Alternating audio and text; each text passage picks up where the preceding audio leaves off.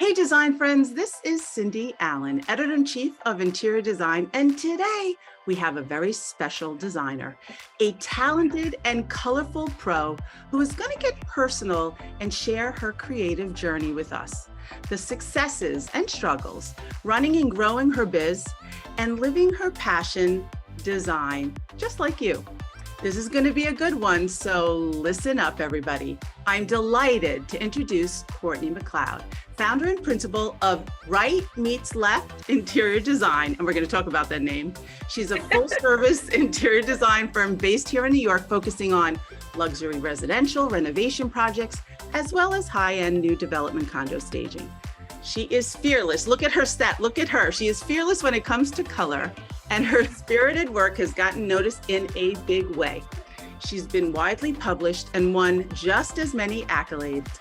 Plus, listen to this, Courtney serves as a trustee of the New York School of Interior Design, and we love that. We're going to talk about that.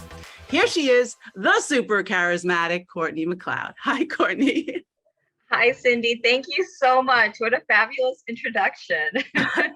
Well, first of all, this is going to be such a fun program because it's, you know, when you get personal, there's a lot that people don't know. They know the work, they love the work, but hearing the backstory is always the best. And you have a very interesting and eclectic career, and not the obvious. And to me, when I was reading about it, I love how it seems like that inner creative voice got louder and louder until you couldn't quiet it. So could you give us kind of the Cliff Notes version of your journey to design? Sure. I love the way you put that because that describes it perfectly. You know, I spent 15 years in financial services, real estate, private equity. It was very exciting, you know, really interesting career, but it was never my true passion. You know, I always felt like, you know, I didn't quite fit. And, you know, way back in high school, I applied to business school and architecture school. And I said, if I got into Wharton, which was my dream school, then that would be the path I took. And that's what happened. But I always had this passion for interior design and the decorative arts. And, you know, my creative outlet during my time in finance was I would literally move like every 2 years just so I could decorate a new apartment, which in New York City, I'm sure sounds insane. Yeah. That's fantastic to me. Sounds absolutely fantastic. But it was, you know, every time people would come over, they would say, wow, either, you know, who helped you with this, or how did you do this? Or what are you doing? You should be doing this. And finally, like you said, you know, that voice got so loud. And, you know, part of it was, you know, you always strive for like the dream job, you know, in the career. And that kind of happened for me in finance. And I still felt, you know, unfulfilled. Right. And I said, you know, I'm almost 40. This is the moment. Let's just do this. And I did it the wrong way. I had no plan. Yeah. Like, how did you have the courage? You know, like what was the thing that said, step off and take the leap of faith? You know, it's funny. My dad actually had a health scare, and it was one of those moments, those life is short moments. And I said, you know what, let me do this. And that's, I think, what prompted a really bold moment for me.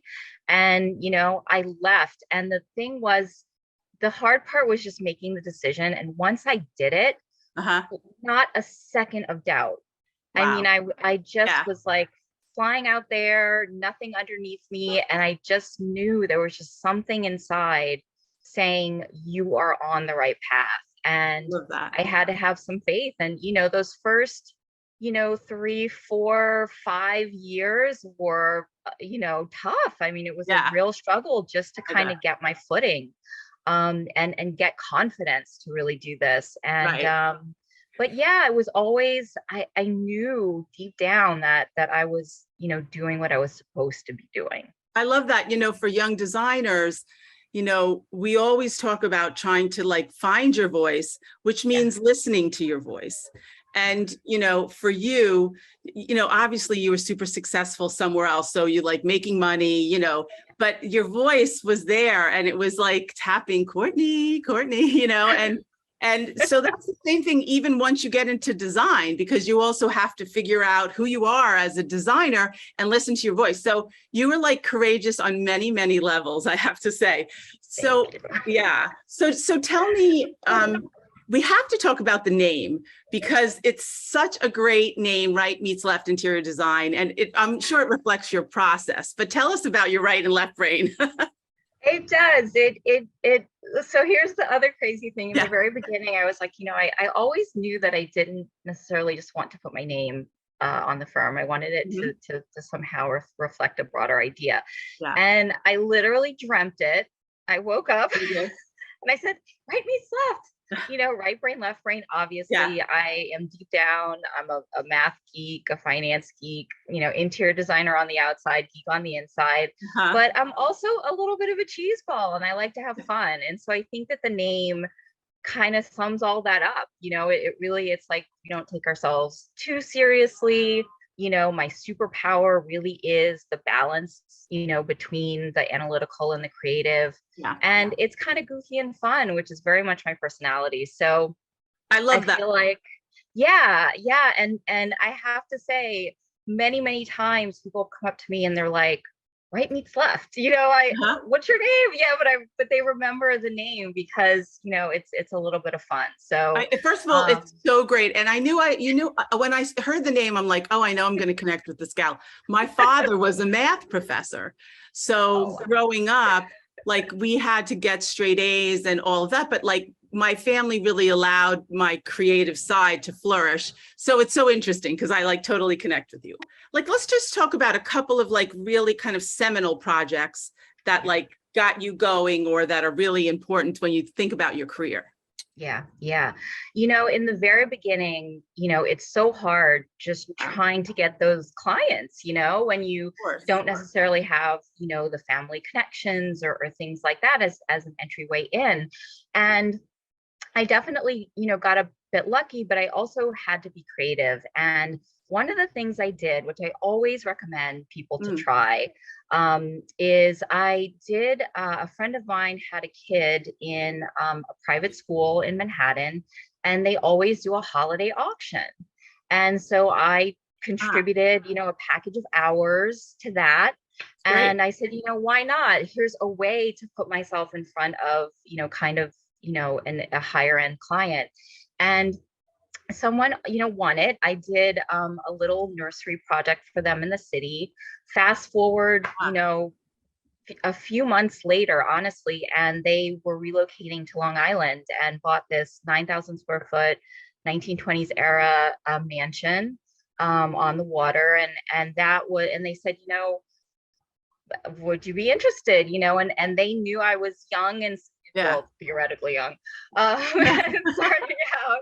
And, but we had a great experience on the small project and they took a chance on me. And that was the first, kind of significant job that I did. And, I got it through kind of an unconventional way. I love that. Yeah, you really have to kind of, think outside the box and how do you put yourself, in the room, in any way possible. To target the sort of people that you're trying to find. So everyone out there, like you have to take the small things, right? Be creative, take the small things, and then, and take these relationships and make them meaningful because it's very intimate interior design. And of course, then they wanted to do 9,000. Wait, how many square feet was it? It was a 9,000 square foot house. Right. It was 7 bedrooms, beautiful on this just beautiful land. It was spectacular. Right. So as a theoretically young designer, was that scary 9,000 square feet? It was scary, but I was like, I'm here to do this. Like this is the whole point, And so I said, yeah, of course I'm scared. And I'm going to use that as fuel. And so I said, whatever it takes. And it was me, I had a little bit of freelance help, but, it was a fantastic learning experience because I did everything. Yeah. And so, yeah, it really set me up. But to your point, you have to kind of put your ego to the side as well in the beginning. I also did little tiny consultation projects. The budget is $500 or something, like, Right. just anything to get experience of how to deal with people and how to manage expectations, and just to kind of, flex the muscles. So, yeah, you can't just expect to step in and immediately be, Right. doing magazine worthy projects. Right. It's a process. I,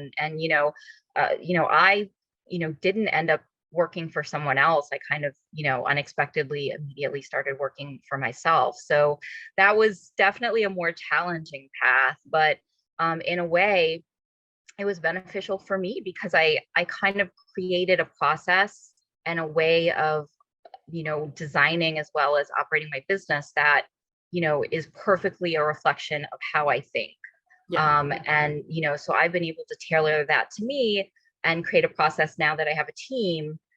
They work in a way that, is most comfortable for me, if that makes sense. And yeah, no, it totally does. And also, look, let's face it, your prior experience really helped you transition in a way that made you confident enough to like shape your business, which is also, having that kind of experience in life is important too, right?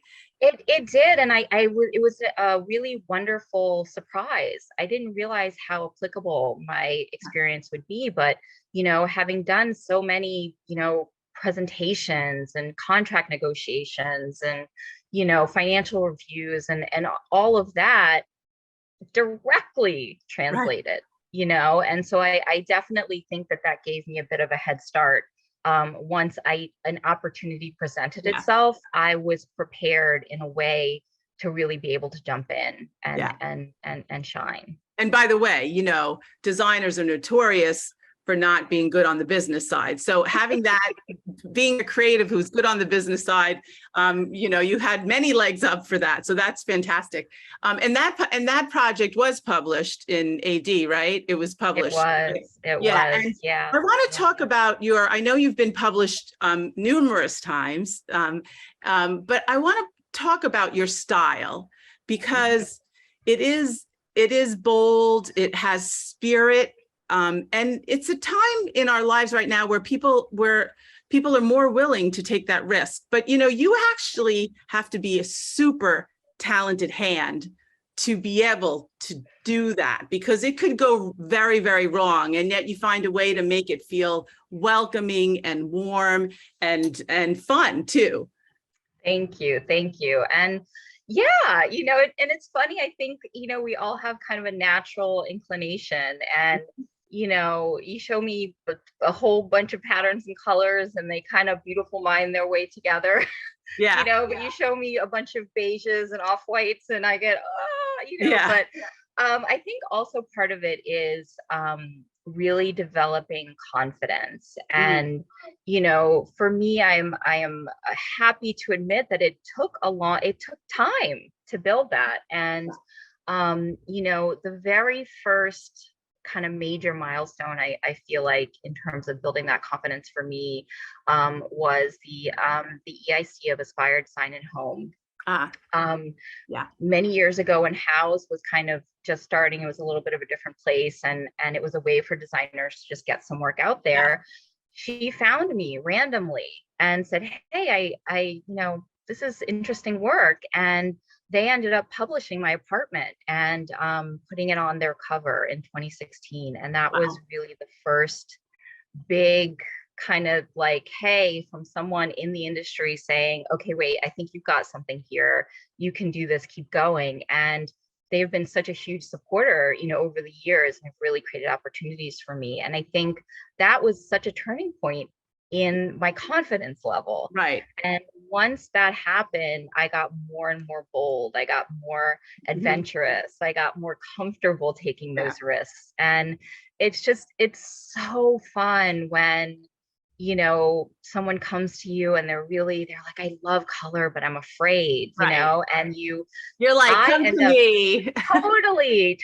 And I end up giving them the confidence, to kind of like embrace that. And it's just such a it's a joyful process. And I talk about joy a lot in Yeah, my you talk work, about and joy. Yeah. I do. And I love the idea of joy because I think it's something deeper than happiness. It's something Mhm. that is soul filling. Right. And for me, color is that. And so if I can kind of, help someone else, realize that potential and put their own personality into it, it's the best feeling in the world. That's amazing. Yeah, no, for sure. And it comes because of your spirit. You know what I mean? So you are really putting yourself out there, which is really something special. What was in House Beautiful? Fantastic project. We worked on this in 2020 through that whole year. So this was just that soul filling, joy producing kind of adventure during a really tough time. And I have to say, there's a picture in there of the kids' hall. There's a small hallway between the two kids' bedrooms. It's a 3,000 square foot loft in Nolita. And, I had the idea of using this flavor paper, scratch and sniff, banana, I know Mylar wallpaper. I had seen it years ago and I was like, this is going to have a moment. And, the clients were so up for doing something fun, and they let us, really go for it. And that is one of my favorite in person. It's just, you can't help but smile. It's fantastic. And I really also loved in the main, it's sort of an open plan living area. And we're like, we need this one element that's going to really like connect dining room, kitchen, living room. And so we had this huge wall. And so we did this amazing sort of modernized chinoiserie inspired wallpaper, and just bursting with color and personality. And that really kind of set the stage for the entire project. And so those are two moments that still I get like goosebumps that we got to do that. All right. How about first show house? Yes. So in 2018, Aspire offered the opportunity to participate in the Junior League of Detroit show house. And it was a historic mansion. And, I got the worst room in the house, which I've later come to realize. Those are the best. Those are the best. Those are the best rooms. Yeah. And so I said, you know what? I'm going to take this crappy spot and turn it into an absolute showcase. And for me, it was an important moment because I said, okay, this is my first chance to really purely do something that is my creative vision, full stop. And, I spent way too much money, way too much time. But that sounds typical of you designers. Sounds typical, but in my mind, it was a business decision. I knew this was an investment to create something that would help propel me potentially to the next level. And it did more. I mean, the doors had opened. It got published in print. I think we're at 9 at this point. Images from that project have been in print all over the web, everywhere. I've gotten so many clients from that project. Right. In fact, 2 people who saw it in Detroit hired me for their projects, having visited the show house. It was such a worthwhile investment. And talk about color. In fact, I'm in my apartment, and the sofa there was a custom sofa I did for that project, and it's still with me. It's my favorite thing in the world. But yeah, it was really, and again, going back to that confidence, it was a huge moment of confidence building for me, because it was like, oh, let's use this crazy wallpaper. Let's put this crazy bold orange sofa. And then, oh no, let's put this pink couture ribbon on it. And then, let's do this amazing watermelon pink silk, on the windows. And I mean, it was like, up to me to say, let's push it to a certain point, and when do we stop? Yes. And as a designer, and especially if you're someone that's a bit of a maximalist, that's a big part of the process is knowing, when you get to that line and walking on it, and not, tipping over and falling. That's what I was going to say, because you sound so like, hey, let's try this and let's do this. But it's like, again, where does it edit down to be really, really special? So you have that instinct. I mean, you just have that instinct about you, which I think is why you're getting so many accolades. At High Point, what were you doing there? Treehouse, magical treehouse. Outside the windows, you're right. Literally, you feel like you're in the trees, and that was the theme. So it was green and nature. We had a decorative artist do a custom wallpaper, a custom painted border that kind of set the stage and gave it an American craftsman, early 20th century feel, and delightful. And you also were were you like a trend spotter there at High Point too? I was in 2019. I was a High Point style spotter, which was another big moment for me. I met so many people through that. If any young designers out there, apply. It's a fantastic program for sure. Great. And you, in our family, Lux, you did a personal essay in Lux? I did. One of my favorites moments, writing that essay was so fun, shooting the portrait for that. And honestly, the Lux team, they've been so supportive over the years, and just wonderful. Lovely, absolutely lovely. And so yeah, and again, confident, all of these moments, building that confidence. I love that. And also your top 50 for First Dibs, and Elle Decor something too recently, right? A lot of accolades. Yeah. Little something from Elle Decor. Yeah, we made the Elle Decor A-list. It made the A. Oh my God, she made the A-list, everybody. Yeah. And it's funny because it was on my goal, big dream list for maybe the next couple years. Possibly it could happen. So boy, was I surprised. Oh, that's wonderful. Yeah, that's really wonderful, in fact, Courtney. When they called me, I said, I feel like I won an Oscar. Right, exactly. No, that's a big deal. So congratulations on that. Thank you. All right, now I want to talk about the New York School of Interior Design and being a board of trustee. And I want to let everybody know a little bit about the school. So everyone knows it's NYSID, and they're consistently ranked one of the top interior design programs in the United States. And the students study, they can study resi or commercial design. There's specialties in sustainability or lighting, and even healthcare interiors. And it's a private nonprofit college focusing exclusively on interior design. Listen up, everybody. And it offers certificates, all kinds, undergrad, graduate, for students of all stages of their career. So this worked out really well for you, right? So tell me about your relationship with NYSID and how you became a board member. Yeah, and I love NYSID because, and you referenced it, they offer so many different levels of coursework. And my very first tiptoe into the industry was a continuing education intro to interior design class at NYSID. And that literally was my first step. And so, it was a real full circle moment for me to be able to come back and serve in any capacity. And, for me, the opportunity to open education and this industry to a more diverse student body is so important. I know firsthand the challenges of being a minority, person, a Black woman in particular in this industry. And, as I've achieved any level of success, it's become so much more important to me to create those opportunities that maybe I struggle to find.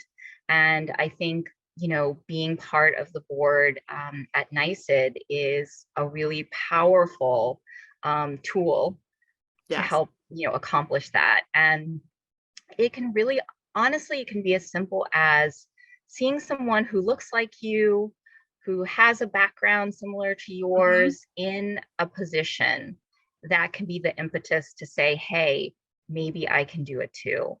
And if I can even just be that for someone, that would be a win. But beyond that, it's been so wonderful. I've had so many high schoolers reach out, and we'll do like a little Zoom, convo with them. And I just say, now someone in this industry. When you're ready, you call me. you have someone to rely on. And so it's really making those individual connections has Yeah. been, really powerful. And so, yeah, it's just really about opening doors and creating opportunity. And, it's a first time experience for me as well. So kind of learning, Yeah. how the board works, and understanding a bit more about how the behind the scenes of higher education has been really eye-opening. It's been a fantastic experience. And the NYSID team, I mean, gosh, they're fantastic. They Oh, really that's are. wonderful. They Yeah, really that's are. great. And also, Yeah, as you said, like we all say, just in terms of trying to get more diversity into our industry, it does start with education. So, it does. having you there, representing, being such a positive influence is a big deal. So we thank you for that. And Courtney, I understand that NYSID is doing a lot to support these initiatives. Absolutely. And one of my personal favorite programs that NYSID offers is the pre-college program, which offers, a range of students the opportunity to get a little taste of what, an interior design education can be. Hmm. Back in my day, I took advantage of a program like that. Oh, really? And I got to go to the University of Pennsylvania and did a pre-college summer program, which Mhm. absolutely changed my life. So I know firsthand the power of something like that. So for me to be able to support that program in particular is something I feel so lucky to do. You and we're here in New York, but I understand you don't even have to be these days. You don't, which is, thank you for technology, right? Right. Yeah, and NYSID really recognizes that and offers a lot of distance learning programs, but not only that, financial support for students who, maybe would like an in-person education as well. And it's not just sort of traditional, program scholarships, it's also travel financial support to be able to take advantage of study abroad opportunities. It's really a range of options. So, if financials, are the issue, I really encourage people to reach out and find out, all of the opportunities that are there, because NYSID is really invested in making that happen for their students. It seems like you've catapulted pretty quickly, but look, to build a business is difficult, and there are a lot of wins, but there are also struggles and learning curves and all of that. Can you just share with us some of the things that you've learned along the way, some of the hardships too? Sure. Yeah. Yeah. I mean, the first 4 or 5 years, consistency was the issue. And Mm. it was really finding the clients and the consistent clients. And I think that came with getting more creative, like I was saying before, in terms of how are you finding people? You can't just kind of sit at your desk Yeah. expect folks to find you. Right. For Hello, me, hello. hello. Yeah. For me, at that time, Instagram became an Mm. incredibly powerful tool. And for me, I really used it to hone my voice Mhm. and to really get clear about who am I as a designer? What am I doing? What am I offering? And if Right. that appeals to you in particular, you're my client. Right. And I've been able to realize how important that is, because now all of our clients are our ideal clients. Mhm. I don't have as many quote unquote trouble projects or difficult projects. And that's because the kinds of clients who are finding us are the people who are looking, for what we're offering. So, TikTok is the newest thing, Yes. and it's underdeveloped in terms of interior design. And Yeah. so if I was a designer just starting out, I would be investing my time and energy into establishing myself on TikTok. Mm-hmm. We're dipping our toe in a little bit reluctantly, but it's such a powerful tool to take promotion, putting out content, editorialize content in a way, on your own, really having that tool can't be underestimated. So use it to your advantage, use it fully. Yes. So yeah, so for me, that was a big struggle, and Instagram helped to fill that. But also, again, being a Black woman in this industry, you get treated a certain way by certain people. In fact, I just experienced that, a few weeks ago. What Showroom happened? at the D&D. I walked in and it was very clear that it was Courtney, my presence was not appreciated, and it was kind of I'm so devastating. sorry. I'm so sorry. And, So sorry. I shared about it on my Instagram stories and received literally hundreds of DMs from folks sharing their experiences. And, I ended up actually contacting the company privately and shared what happened. And, it's a continuing conversation with them and to improve, because I said, listen, I'm telling you, this is what's happening in your showroom. If you don't know about it, I'm telling you. And if you do, you've got a bigger problem, And, so I kind of tried to turn it into something positive and opportunities to make sure that someone else who looks like me, who walks into that showroom, doesn't have the same experience. But were they open? Yeah, Were they open? Were they open? Absolutely. Yeah. Very open, which was wonderful. I'm so glad that you you stood up for yourself, but also for the industry too, right? And because they may not have known that was hopefully they didn't know that was going on. Yeah. And that's the thing. I said, listen, I could just put you on blast, or, that's one way to do it. But I said, you know what? I'm going to tell you this is what's happening. Yeah. Let's see what happens. If it continues, then, maybe we'll be on blast. But that's just my way. Yeah. It's my way. And, if I can, again, save someone else from that experience, then thank goodness. One thing that is very demoralizing is, as we work on bigger budget projects and things like that, of course, it opens a different level of vendor that we work with. And I experience that more and more, unfortunately, with a certain level of vendor. And it's trying and it's really frustrating. And, but I do feel like I have more of a voice. And so I'm using it to do things like, if I reach out to the head of a company, they will actually take my call, that kind of a thing. You are a leader. You are a leader. And you can make such a positive, you're already making a positive difference. So I'm sorry that you went through that, but of course you're handling it the right way because you're amazing. I'm trying. Exactly. I'll come with you, Courtney. I'll come with you. I'm going to take you up on that. Totally. You tell me and I am there. So Courtney, first of all, it's such a pleasure. I know we're going to be besties after this, ongoing conversations. To everybody out there, this is 10 years, a decade in design. She's done it, transitioned from a successful career to doing something she really, really loves and making a big difference and bringing joy into people's lives, into their homes. And I'm like a fan. I'm fangirling on you right now. So, and let's give a big thanks to NYSID, New York School of Interior Design, for partnering with us on this very inspiring program. And for everybody out there, go to NYSID, registration's open, live your design life. This girl is doing it right now. Absolutely. And please reach out to us, myself and my team. We are a resource. Email, DM us. We love to chat with, young folks who are just starting in the industry or thinking of coming into the industry. I'm not just saying that. Yeah. I'm a resource to you. So please take us up on it. That's wonderful. Hey, she's a board of trustee.